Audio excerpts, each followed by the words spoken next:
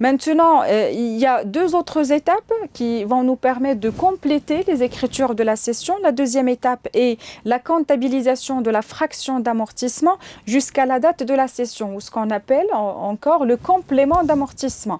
C'est-à-dire depuis le début de l'année et jusqu'à la date de cession, l'entreprise, bien sûr, a utilisé le bien. Donc, il y a eu consommation, il y a eu usure du bien en question. Et dans ce cas-là, bien sûr, il faut tenir compte de l'amortissement du début d'exercice jusqu'à la date de cession. C'est ce qu'on appelle le complément d'amortissement. Alors, dans ce cas-là, bien sûr, on va le comptabiliser de la même manière comme n'importe quelle dotation d'amortissement. Dotation d'amortissement pour l'immobilisation en question. Et la contrepartie, c'est la classe 2, amortissement de l'immobilisation. Et puis, la troisième étape qui va nous permettre de tenir compte de la sortie de l'immobilisation. Maintenant, on a cédé notre immobilisation, on a touché le produit de cession. Il n'y a aucune raison pour garder l'immobilisation dans le bilan de l'entreprise. Et dans ce cas-là, l'entreprise doit se départir, d'accord, de l'immobilisation. Mais il faut respecter un protocole lié à l'écriture de la cession. Donc, qu'est-ce qu'on va faire? Nous allons prendre la classe 2, amortissement de l'immobilisation.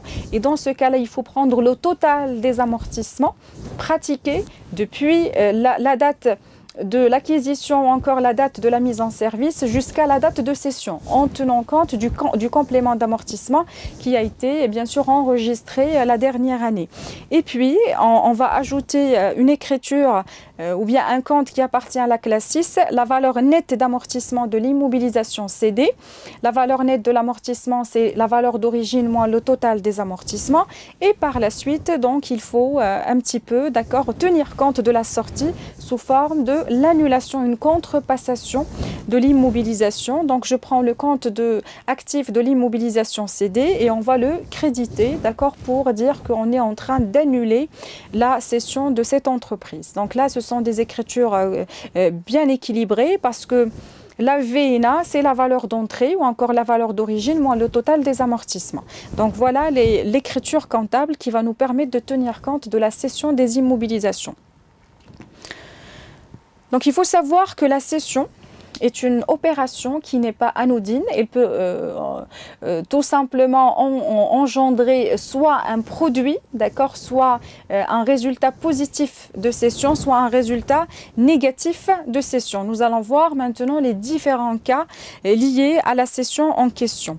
Donc, le résultat de la cession se calcule de la manière suivante. Produit de cession moins la VNA. La VNA, c'est la valeur nette d'amortissement, valeur d'entrée moins total des amortissements pratiqués depuis la mise en service ou bien depuis l'acquisition de l'immobilisation en question. Et qu'est-ce qu'on va faire? On va tout simplement faire une comparaison entre ce qu'on a touché via la cession, via la vente de l'immobilisation et sa vraie valeur nette comptable. Parce qu'on ne peut pas faire une comparaison entre le produit de cession et la valeur d'entrée parce que quand même, on a utilisé le bien en question, on a utilisé l'immobilisation, on l'a consommé.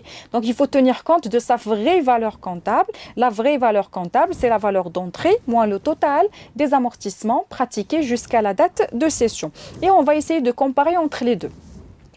Quand le produit de cession est supérieur à la VNA, on parle de plus-value, c'est-à-dire l'entreprise a réussi à négocier un prix supérieur à la valeur nette comptable du bien et dans ce cas-là, bien sûr, on a ce qu'on appelle une plus-value.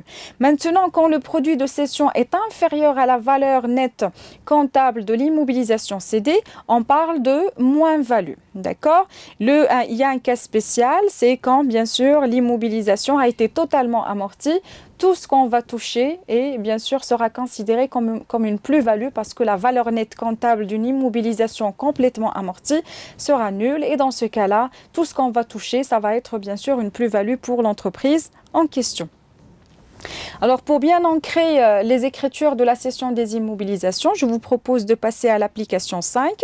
L'entreprise Delta cède sa machine rotative le 31/3/2016 au prix de 40 000 à encaisser après 6 mois. Donc, on a ici un produit de cession qui est égal à 40 000 et on a la date de la cession. Maintenant, qu'est-ce qu'il faut? Il faut des informations sur la date d'acquisition. La machine est acquise le 1/1/2013 au coût de 160 000 dirhams pour une durée d'amortissement de 5 ans. Donc là, on a toutes les données nécessaires pour pouvoir apprécier la cession réalisée par l'entreprise. Donc, on nous demande de calculer le montant de la dotation d'amortissement pour l'année 2016, le montant de la VINA à la date de la cession, le résultat de la cession et puis de passer au journal les écritures de la cession en question.